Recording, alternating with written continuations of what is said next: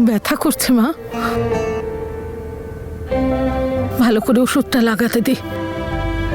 আর শোন, আজকের পর থেকে আর রান্নাঘরে যাবি না, বুঝেছিস তুই? বুঝে গেছি। মানে এ কি কি অবস্থা তোর, সব জায়গায় আটা, একেবারে ভূত মনে হচ্ছে। দাঁড়া, তো জামা কাপড় দিচ্ছি, জামা কাপড় বদলে নে।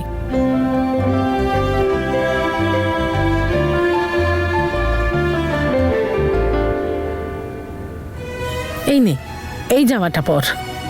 এইটা নয়, অন্য কোনো। কি হলো রে মা, এই জামাটা তো তোর খুব পছন্দের। কি মিষ্টি দেখায় তোকে এটা পরলে, সপ্তাহে তো দুদিনও পরতিস সেটা। নে, পরে নে।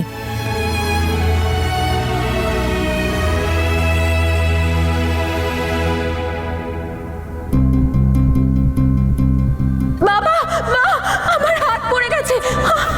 কে জানে ওই আগুনের ঘটনাটা আমার মেয়েকে আর কতদিন কষ্ট দেবে।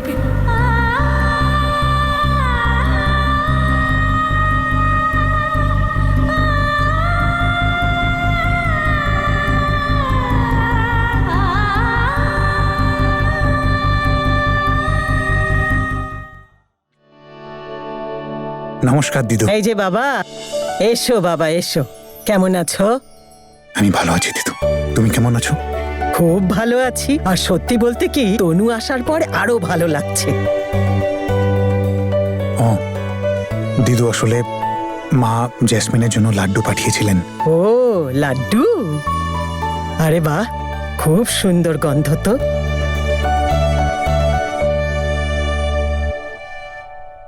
দিদু, জেসমিন কোথায়? ও মনে হয় বাইরে গেছে। কোথায় যেতে পারে?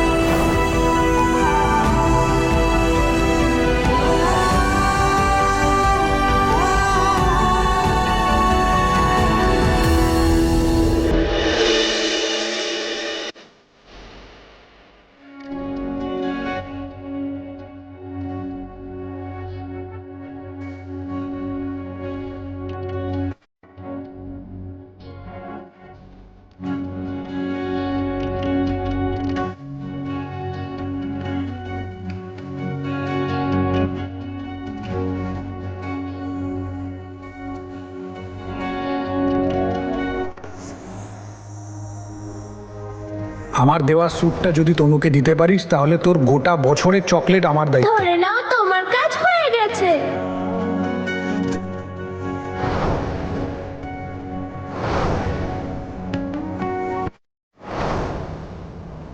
পরলাম তোমার ফেভারিট সালোয়ার, এবার খুশি?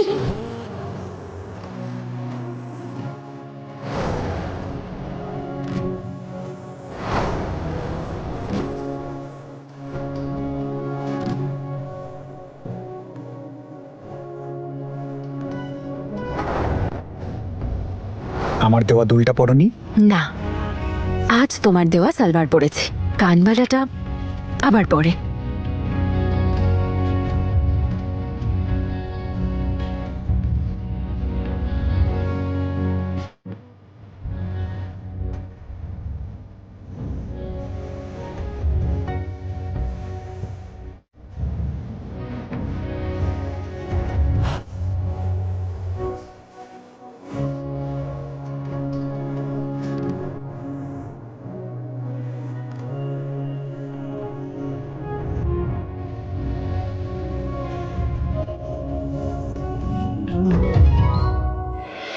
হ্যালো,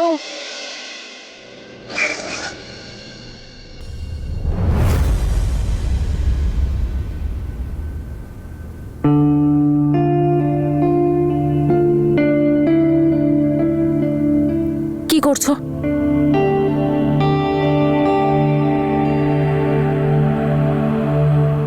তোমার সাহস কি করে হয় তনুর জামা কাপড় পরার? ও প্লিজ গেট আ লাইফ, আমার কাছে কম জামা কাপড় নেই। তোমার তনুর মাই আমাকে জোর করে এটা পরালো, না হলে আমার কোনো শখ ছিল না। আর এমনিতেও তনুর মা যখন আমাকে পড়তে দিয়েছে, তাহলে তোমার কিসের প্রবলেম? প্রবলেম আছে আমার। কারণ এই স্যুটটা আমি তনুকে গিফট করেছিলাম, আর তনু শুধু আমার জন্য পরতো, আর আমি তনুর জামা কাপড়ে অন্য কাউকে।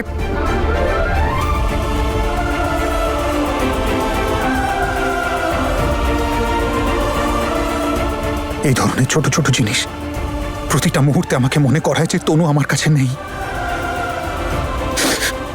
এই বাড়ি, এই পাড়া, এই রাস্তা, এই হাওয়া, এই গন্ধ, আর এখন তুমি।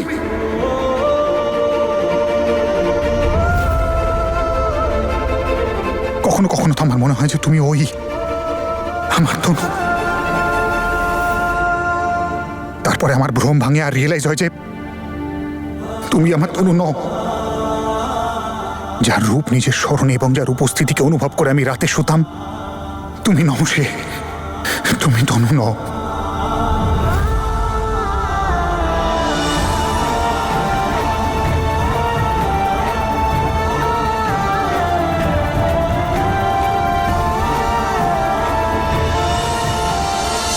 আই সরি বীর, আমি জানতাম না যে আমাকে এই সালভারটায় দেখলে তোমার এত কষ্ট হবে। না হলে আমি কখনো পরতাম না। অ্যান্ড আই প্রমিস, এরপর থেকে আমি তনুর কোনো জামা পরবো না। এমনিতেও আর কটা দিন বাকি। আমি চাই না যে বাড়িতে কেউ আমাকে সন্দেহ করুক, কারণ যদি এরকম হয় তাহলে তুমি তো না জানো। তানিয়া, এটা উচিত হবে না। ওনারা যা বলছেন প্লিজ তাই করো।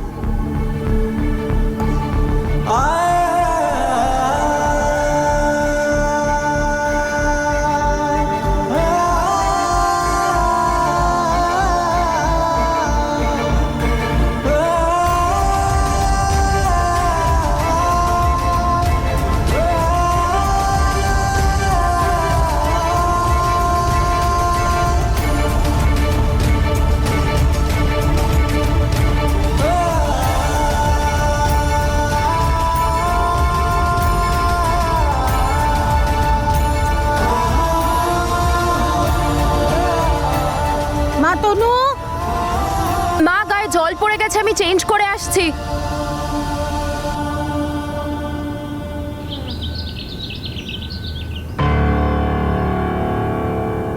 দরজাটা বন্ধ করেছে কেন? তনু দেখ, দুধ এনেছি, দরজাটা খোল। হ্যাঁ মা, খুলছি।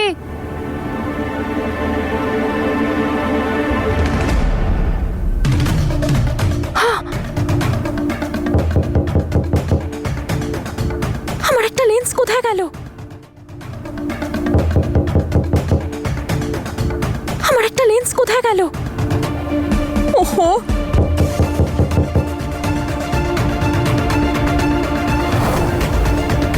আরে দুধ ঠান্ডা হয়ে যাবে, কি করছিস তুই? এক সেকেন্ড মা, চেঞ্জ করছি। এবার কি করব? তনুর চোখের রং তো ব্ল্যাক আর আমার ব্রাউন। কি, যেখানে জামা চেঞ্জ করলাম।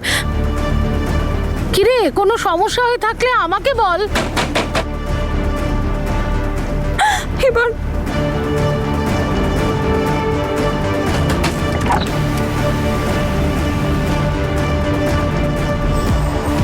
এভাবে বসে আছিস কেন তুই? কি খুঁজছিস তনু? তনু, কি খুঁজ?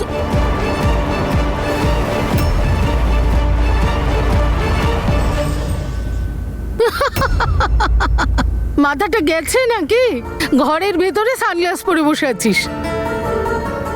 কি হয়েছে? এনে দুধ খা। তনু, দূরে, কাছে না। ওই মা, আমার না চোখে ইনফেকশন হয়ে গেছে। ইনফেকশন? 2 মিনিট আগেই তো তুই ভালো ছিলিস, হুট করে ইনফেকশন হয়ে গেল। নে খোল ওটা। হঠাৎ করে কোথায়? সকাল থেকে হচ্ছে ইরিটেশন। আমি কাউকে বলিনি কারণ বাড়িতে সবাই চিন্তা করবে। আরে বাপরে, খুব বেশি হয়নি তো? ডাক্তারকে না মা, ডাকবো? ডক্টরের কি দরকার? আই ইনফেকশন হয়েছে, নর্মাল, ব্যাস। আচ্ছা তুই এত টেনশন করিস না, গোলাপ জল আনছি, আরে মা, চোখে তুমি দে। বুঝতে চাইছো না কেন?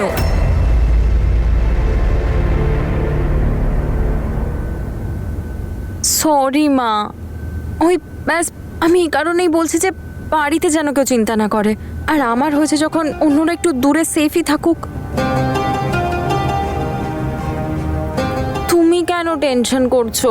টেনশন করবো না তো কি করব বল? লন্ডন থেকে আসার পর থেকে কেমন যেন হয়ে গেছিস, অদ্ভুত আচরণ করিস। কখনো কখনো মনে হয় তুই আমার তনু।